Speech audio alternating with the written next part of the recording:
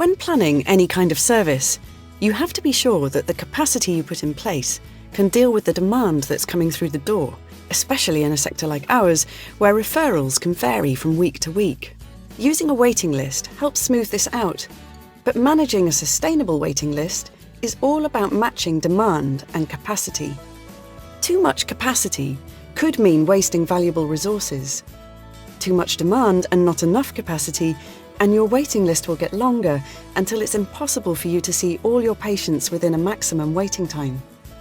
So where do you draw the line? Just how much capacity do you need to cope with the variability in demand and not allow the waiting list to grow? Agner Erlang was a statistician who developed a method of calculating how to do this in the 1920s. His work suggested that capacity needs to be set to somewhere between the 80th and 85th percentile of the variation of demand. But what is a percentile? A percentile is simply a way of dividing a dataset into 100 equal parts. Some percentiles have special names. For example, we call the 50th percentile the median, and the 75th percentile the upper quartile.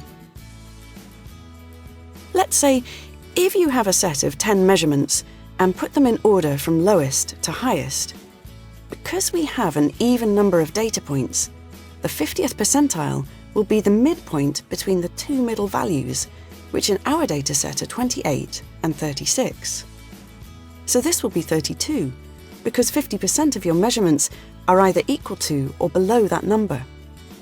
Which is why even though these numbers range from 1 to 100, the 50th percentile isn't 50. Here there are only 3 measurements equal to or over 50, so it's quite exceptional for them to go over 50. In 50% of our measurements, we get a value of 32 or less. Understand? Good. Now that you understand percentiles, let's look at an example based in the real world. Let's say you recorded the number of new referrals you've received in orthopedics every week for the last 20 weeks. There will naturally be some variation from week to week. To find our percentile, like before, we reorder the list by the number of referrals from the smallest to the largest. We now want to figure out which percentile will give us a good balance between over-providing capacity and keeping our waiting list manageable. Erlang's work suggests that this should be between the 80th and 85th percentile. From experience, we have found that the percentile at which you should have your capacity for a healthcare service can be between the 65th to 85th percentiles. In this example, for simplicity, we will use the 80th percentile.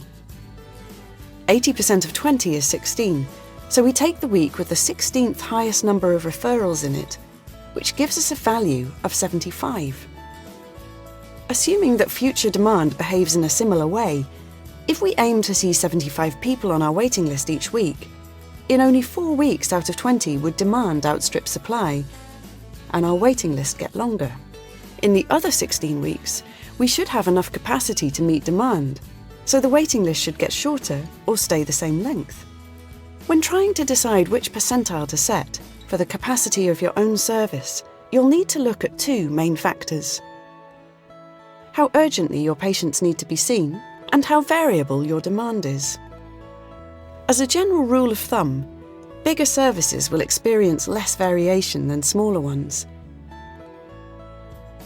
So, if you have a small cancer service and your patients need to be seen urgently, within 2 weeks for example, then setting your capacity to the 85th percentile of demand will keep your waiting list shorter and help to ensure that they are all seen in time.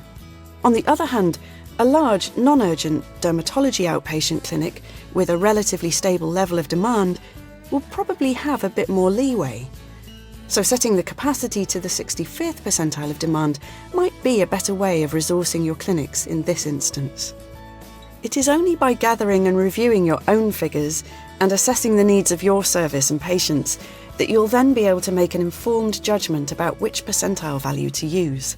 This will then enable you to make the best of the resources you have, as well as being able to manage a sustainable and effective waiting list.